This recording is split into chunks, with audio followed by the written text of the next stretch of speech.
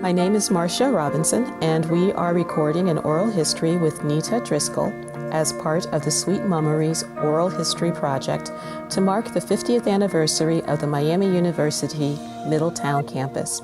This interview is taking place on August 26, 2016 at Johnston Hall. Mrs. Driscoll, do I have your consent to proceed with this interview? Yes, you do. Thank you. So how did you first become aware of Miami University Middletown? Well, I knew that it was being built back in the late 60s through Armco, and employees at that time were asked to donate a certain percentage of their income for a certain period of time to help pay for the campus. Really? Why would employees do that? Why would they donate the money to build the campus?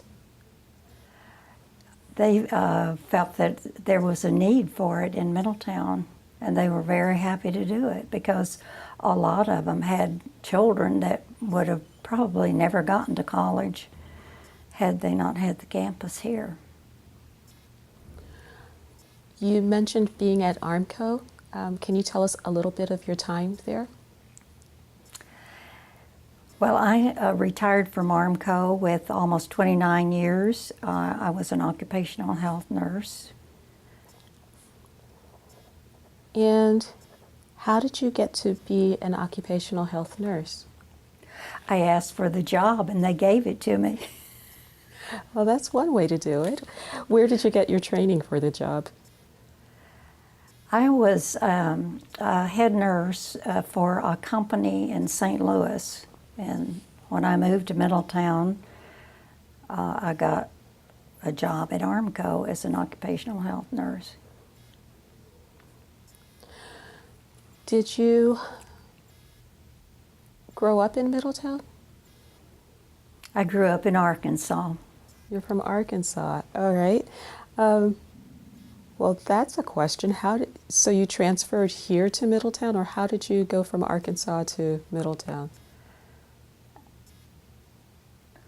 You don't have to answer any questions that you don't want to. Okay. So my next question then is, did you ever attend Miami University Middletown? I did. I was a student here in the mid-70s. I had studied psychology because I always loved psychology. I studied psychology. I was a student here, night school and Saturdays for about 2 years. And then after that, I audited classes, and I should have had my notes. Oh, that's fine. When you were taking the classes here, did you participate in any student activities? I did not. Did you attend any events at Finkelman Auditorium? I did. I've attended a lot of events at Finkelman Auditorium, and I love them. The symphony and Fantastic Free Fridays. Are there any specific performances that stand out? Well, I would say one for me was when I sang in the Miami University choir. We sang with the symphony a couple of times. Is that the Middletown choir or the Oxford choir? Middletown. The Middletown choir. Middletown. I started singing in the Middletown Community Choir like about 1991 or 2 with Chris Parker as my teacher, and it just was really great. So we got to participate in a lot of things. But before that, I was somewhat involved because I was able to go on a tour, on a trip to England with the Miami University Choir because I had friends singing in it, and their gig was canceled, so they just took tourists, and I went as a tourist. Wow, that's fantastic. So for students coming to the Middletown campus, the world was open to them. I would say so, yes. Yes? Okay. Um, do you have any professors that you recall from your time as a student? I really don't. I thought they were all really good. And can you tell us about the students who were in the class? Most of them were like me, non-traditional students who wanted to either get a degree or who just wanted to do something different. And in auditing the classes, one of my favorite classes that went along with what the MidFest used to do in sponsoring countries was China with Dr. Liu. He was one of my favorite. Can you tell us about why he is so special? He is so special because my husband audited his class and somewhat co-taught the class with him, and he absolutely adored him. And Dr. Liu and his wife are special to me because I have two adopted Chinese granddaughters, and they're the adopted uncle and aunt. Oh, that's wonderful. You mentioned your husband, but you haven't told us about him. My husband and his family, along with the Sorg Paper Company, were co-founders of Miami University, Middletown. And after he retired, he spent most of his time here auditing classes and at the library. Actually, the library was his second home. We've had another interview with someone who considered the library home as well. Just for the record, your husband's portrait is in the library. It is. But which company did he work for? Sorg Paper Company. Sorg Paper Company, he worked for that. Okay.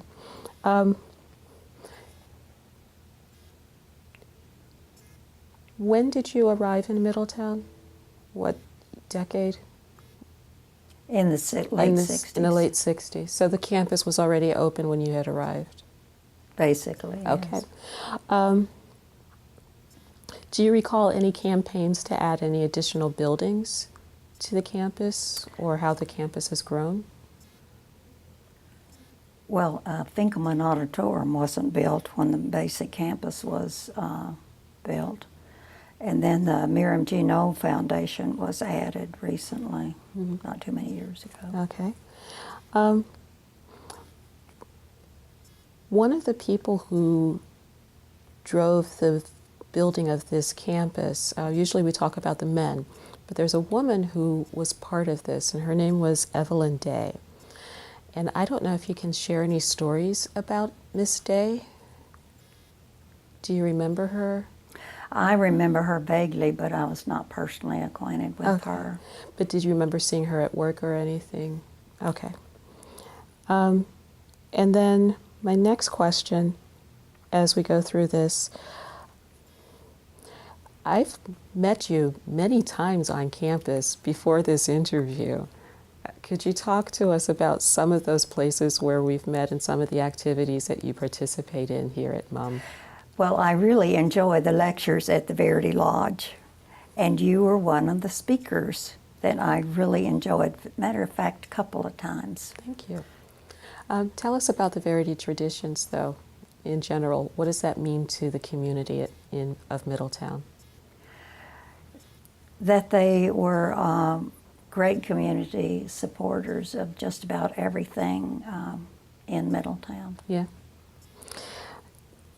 As we talk about Verity Lodge, it was originally an Armco girls project. Can you talk to us about what it meant to be an Armco girl? Well, actually, when I was an Armco girl, the new Holiday House on University was built, and it's really a beautiful facility, which is no longer owned by Armco.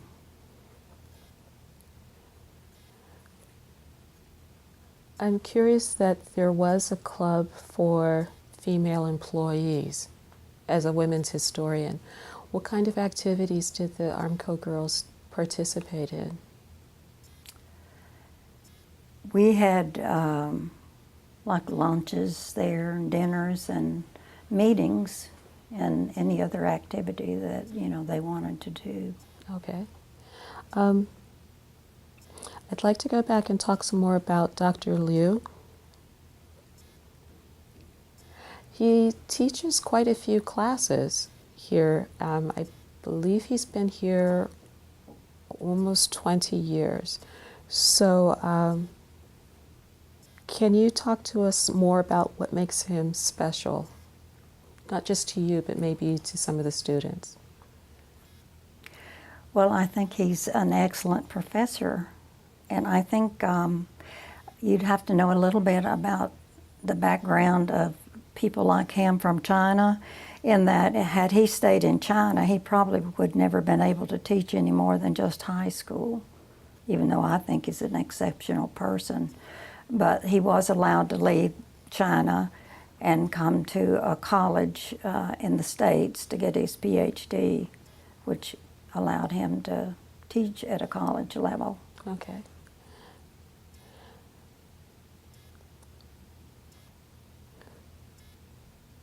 Are there ways in which you've seen the Miami University faculty and staff engage with the Middletown city community? Any events? You mentioned MidFest. Could you tell us what that is? Well, MidFest, I guess it's still going on, but not as much. They sponsored or featured countries as the theme for each year that they had that. And Miami University allowed them to use their facilities for a lot of things. And it was really a great educational program that MidFest had. It's still going on, and Dr. Mel Cohen, I think, is the president of or chairman of it now, who is also a professor here at Miami. Yeah. And, so, what kinds of activities has the MidFest, if you were to describe it to a stranger, I've never seen a MidFest, what would I see when I drive down the hill into Bunny Hollow? What would I see during a MidFest?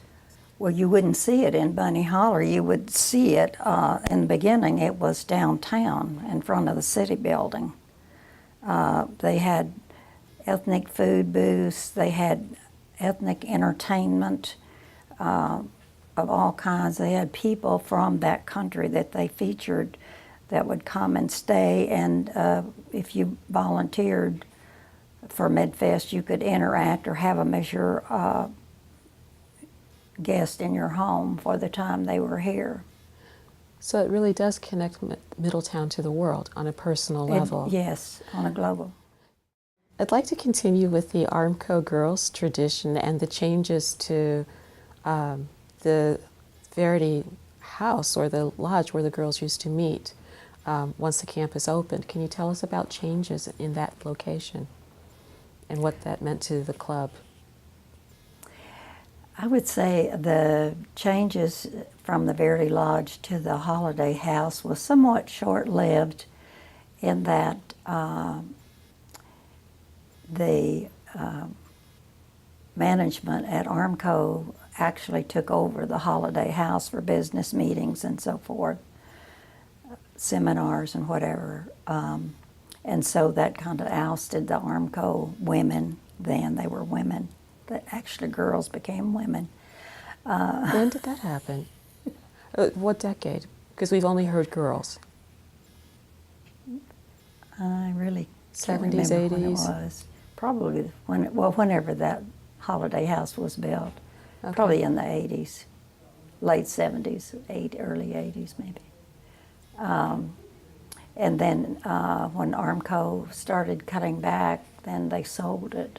Mm. So I think it's had a couple owners since then. Okay.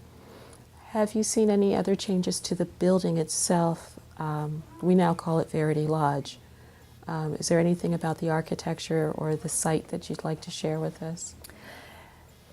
The area where the dining area is now used to be a place where they had bunks, and they could sleep there, I guess, way back when, if they wanted to, if they had overnight things that, they participated in.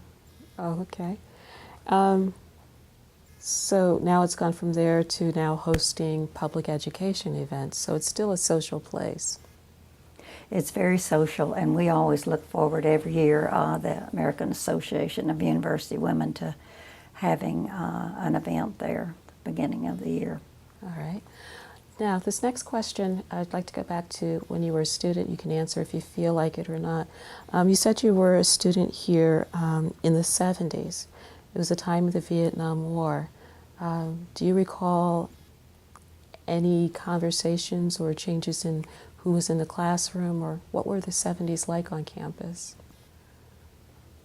Well, I was a non-traditional student, and so I would be here like only a couple of hours a week, or on Saturday, and so I really didn't have a lot of time to interact with students, and I don't remember a lot of discussion about the Vietnam War from any of the professors.